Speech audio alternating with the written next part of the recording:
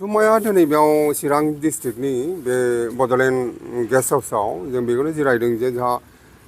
BTAD क'अर्डिनेशन committee tribal संघ दङ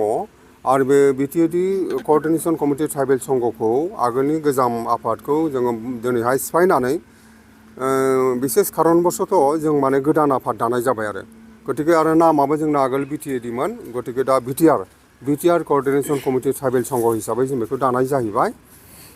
दिनैनि आल'सना बेनोमोन जे जोंनि रायलायनाया जिहेतु जोंनि जेनाखि बिटिआर ओनसोलाव जेखि लेन्ड मेला खालामदों बे लेन्ड मेलाफोराव जोंनि बिसेसकरि ट्राइबेल मानसिफ्रा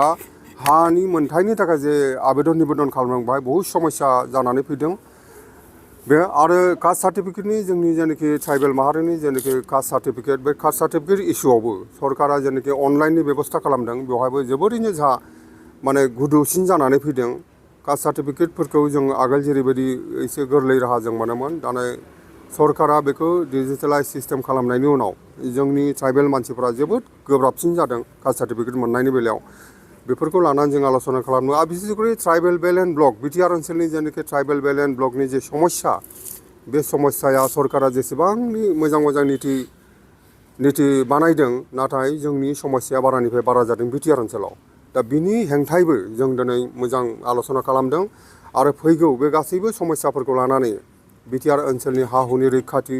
आरो जोंनि ट्राइबेलफोरनि जेनाखि माखासे थामोनथा आरो जोंनि जातिनि प्रमाण पत्रनि जेनाखि सरकारा जटिलता बारा खालामदों बेफोरखौ लानानै जानुवारि दाननि जों 23 तारिखआव बरमायाव मोनसे मिटिं लाबावनाय जाबाय गोदान आफादा गोदान क'अर्डिनेशन कमिटि ट्राइबेल संघआ बेवहाय जोङो माखासे प्रस्ताब लानाय जागोन आरो बे प्रस्ताबखौ बिटिआर सरकारनाव जों होनाय जागोन आरो जोंनि प्रस्ताबखौ जोंनि मिरु आफाद ट्राइबेल संघआवबो जों दैथायहरनाय जागोन। थांनाय सम माखासे सिगाङाव माखासे दास मानसिनोबो माने ट्राइबेल संघनि सार्टिफिकेट होनायखौ दावराव मोखां बिजाब फेसबुकफ्रावहाय भाइरेल जानायखौ नुदोंमोन। नंगौ जोंबो बेखौ खोनादों आरो जों माने मिडियाआव नुनो मोनदों। बियो जोंनि थाखाय मालाबाबो आजावजाथाव नङा आरो दुखुनांथाव बियो सरकारनि माखासे नीतिनि थाखाय बे जानो मोनदों जिहेतु ट्राइबेल सार्टिफिकेट एबा कास्ट सार्टिफिकेट एप्लाइ खालामनायनि सेराव बिथांमोननि जे डकुमेन्ट बे डकुमेन्टखौ ट्राइबेल संघआ जिहेतु जास्टिफिकेसन खालामनो मोना जादों जों बेखौ जों आइडेन्टिफाइड खालामनांगौमोन नाथाय जोङो बिथांमोननि डकुमेन्टसखौ जों नायनो मोना जादों सरकार जे नीति बेवहाय गोबां ट्राइबेल नङै मानसियाबो बे सार्टिफिकेटखौ मोननायनि मोनसे लामा थाहैदों आरो बेबायदि लामाजोंनो हयथ' सोरबा दास देखा बिथांमोना ट्राइबेल नङाबाबो मोननो हादों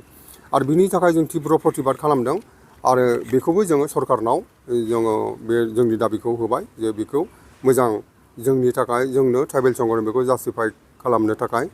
जों बेखौ नायबिजिरनो थाखाय जोंनो लामा होनांगौ होननानै जों सरकारनाव जों दाबि दैखांदों आसाम सरकारनाव। मोनसे खोथाया माने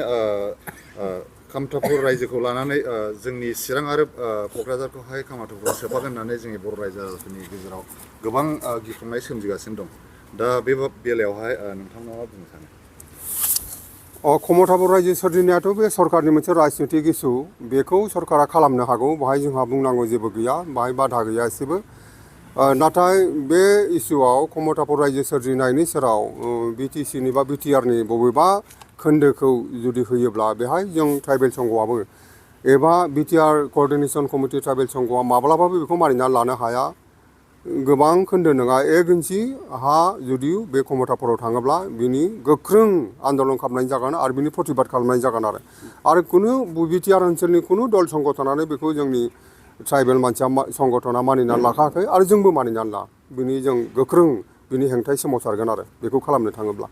फैगोन बिसायख'थियाव क'क्राझारनि जे लकसभा सिटखौहाय माने एसटिनिफ्राय बोखारनायनि माखासे दावराव दावसि सोमजिगासिनो दं बे बेलायावहाय बिनि थाखायथ' जोंनि क'क्राझार ओनसोलनि दल संगठन गासिबो बिनि हेंथायै जोबोद प्रतिबाद खालामदों आरो बिनि हेंथायै गसंगोन आरो जोंबो फैगौ 23 तारिखनि जे बरमानि अधिवेशन माने बिटिआर ट्राइबेल संघनि क'अर्डिनेशन कमिटि बेहाय बे सोमोन्दै जों आरो रायज्लायबावगोन 23 तारिखआव।